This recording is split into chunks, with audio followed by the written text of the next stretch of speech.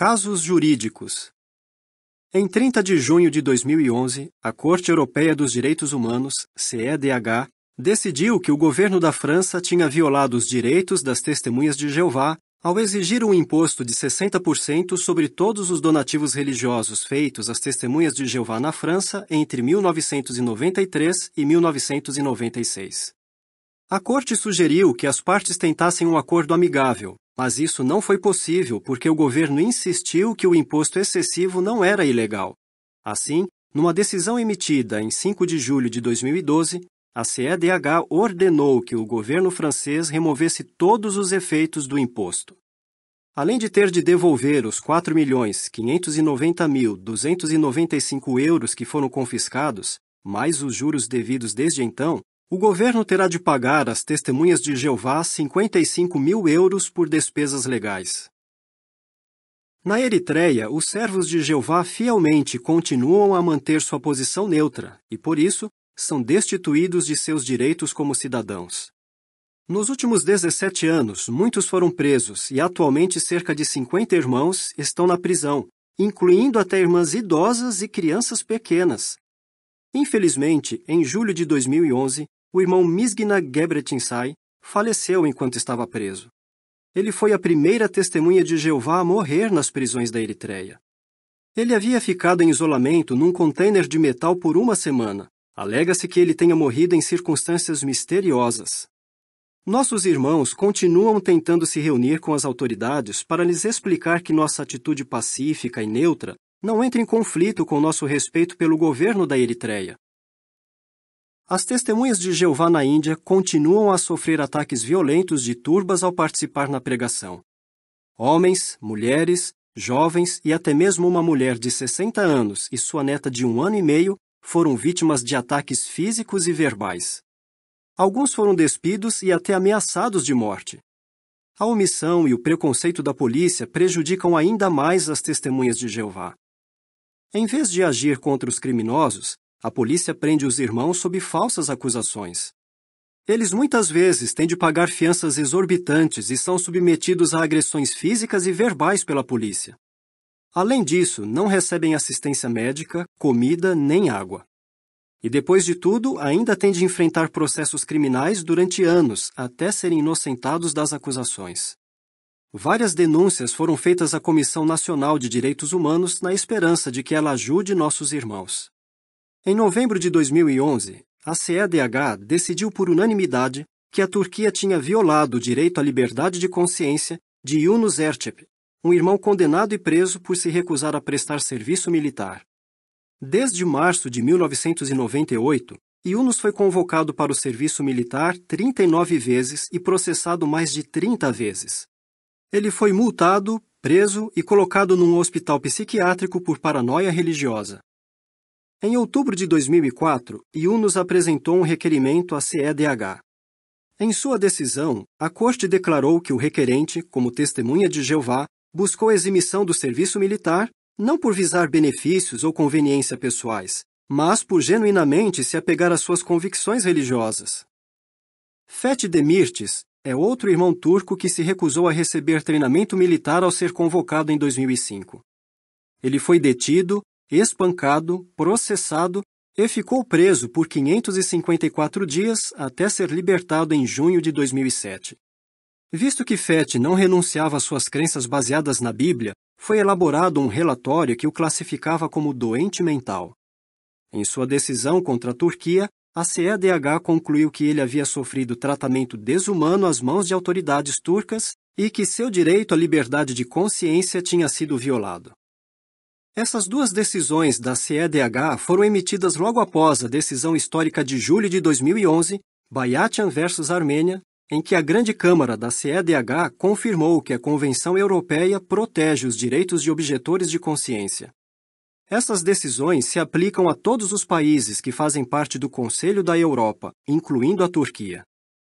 Em janeiro de 2012, a CEDH também emitiu decisões contra a Armênia, nos casos Bukaratian versus Armênia e Tsaturian versus Armênia, confirmando que esse país tinha violado a liberdade religiosa de 2 testemunhas de Jeová que se recusaram a prestar serviço militar.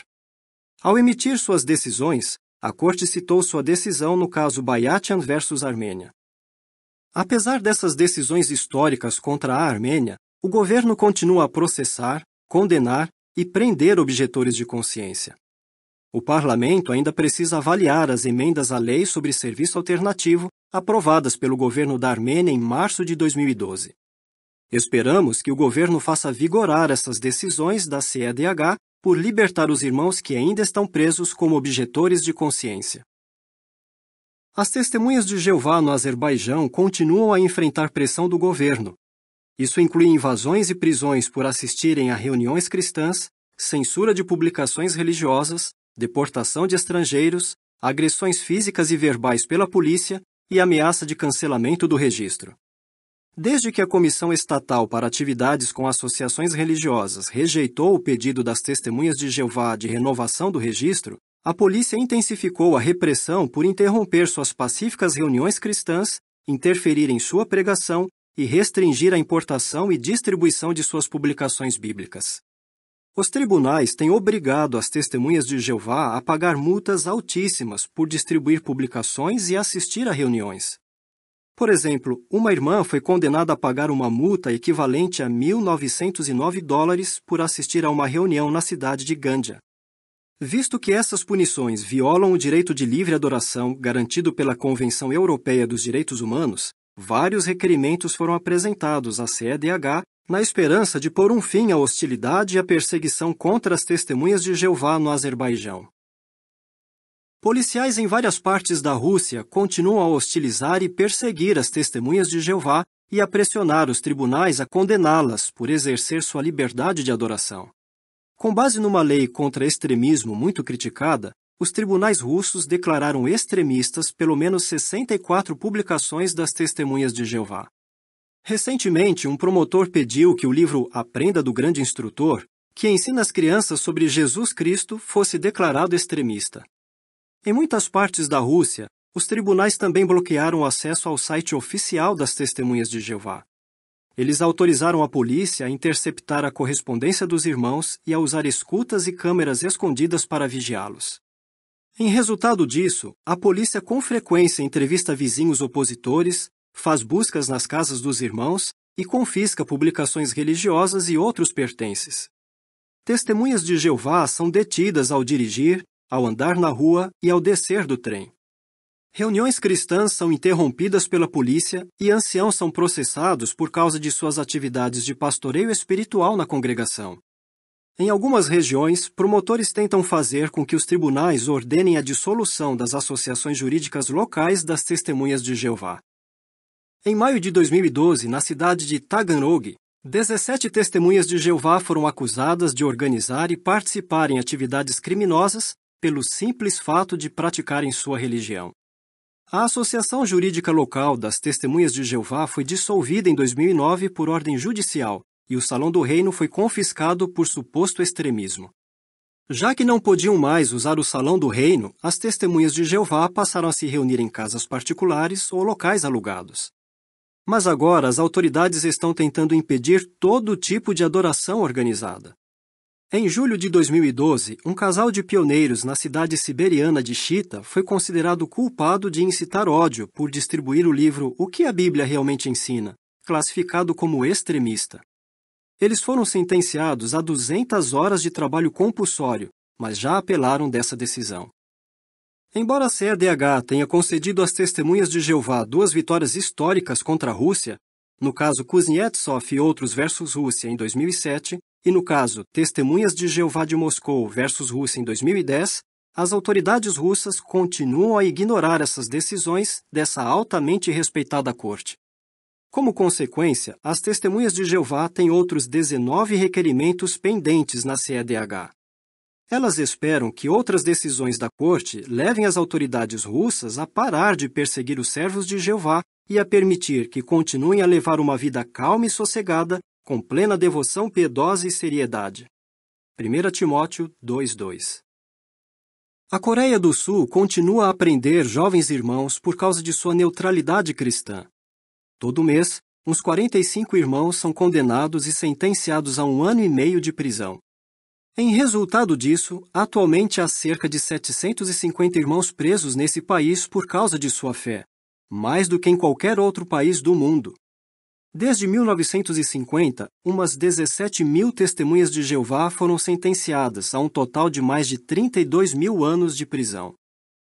Em 2012, as autoridades aumentaram sua repressão às testemunhas de Jeová objetoras de consciência por sentenciar à prisão, pela primeira vez, aqueles que se recusavam a prestar serviço militar.